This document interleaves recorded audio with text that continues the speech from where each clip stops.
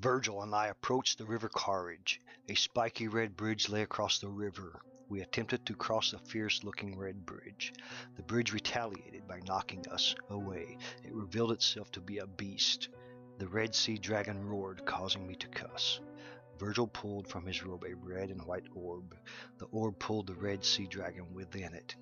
When the orb clicked, we nicknamed the dragon Norb. Virgil released the dragon Norb from the orb. Virgil told Norb to help us cross the river. And once on the land, Norb the orb would absorb. Before us stood a darkened maze of shadow. A figure I swore I saw about the corner. It vanished as we approached the maze, although in his place rest a note, nailed to the dark wall. As I reached out for it, Virgil smacked me down. 'Tis a curse that note bestoweth upon all. As he declared this, a scream I heard to my left. What was that, my master? I asked, looking there. 'Twas the cupcakes baking, he replied, quite deft. Down the right path we walked, away from the screams. The dark maze curved left and right, forward and back. All the way we heard the screams that haunt all our dreams. A ghastly screech we heard. A man passed us by. A shadow followed the man and he collapsed. I turned to my master Virgil and asked why.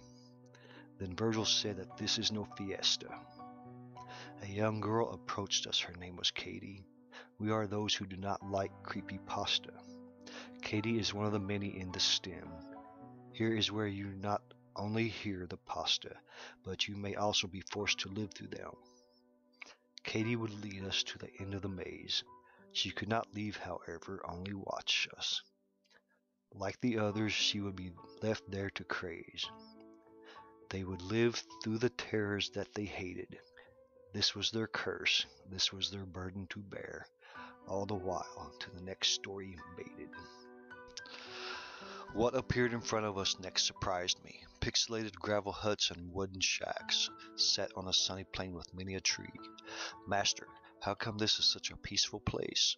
You are far from right, my master corrects me, because you see this is a quite unique case. These people build their houses in the sunshine, but as soon as it sets, the creatures come out.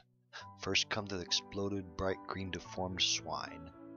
These creepers explode the sinners' built houses. Then the repulsive humanoid beings appear, shredding the sinners into tiny pieces. Readers, you should probably question what they did. Of course, I asked the master of the sinner's sin. They disliked video games, even as kids. Virgil looked disgusted while saying this sin. The thought of disliking games made me retch. Virgil said to hurry, so we keep our skin. For in 10 minutes the sun will set down soon. If we do not reach the other side, we are doomed. So we move with much haste while it is still noon. The sinners scramble to build their small shelters, even though it is an eternity of uselessness. Glad I'm not them, I think, as we leave them as blurs. We reached the third ring, and there started a line. Men and women from all ages waited there. It was hard to see, for the sun could not shine. It was such a long line, the front was unseen. Master, what awaits at the front of this line? It is a ghastly man who is so obscene. I followed Virgil beside the lined-up crowd. Each person bore a spiteful look on their face. Ignore their mean looks, what we do is a laugh. A tall dark figure who wore a white skull mask loomed over the head of the line menacing. What is he doing, I was going to ask. I am punishing them, Reaper Death Chop. What did they do, I asked, confused of the crime. They dislike anime, so they get a bop. I laughed as they were injured by the tall shade. By the way, I am Lord Death, Reaper Death Chop. I laughed because for once I was not afraid. Virgil led me away from the Lord of Death. A second group was ahead. Hudson stood there. Before it was Hudson's turn, he took a breath. A dog-human hybrid shouted out, "Windscar!" The sword he wielded shot out many sharp winds. The mighty wind from the sword was quite bizarre. Once the men fell, they rose from the ground again. They climbed to their feet and walked away from there. They would rather face Lord Death than the swordsman. Virgil pulled the orb that held Norb from his robe. "Norb, Virgil, my master shouted, now you fly." Norb lifted us and flew us around the globe.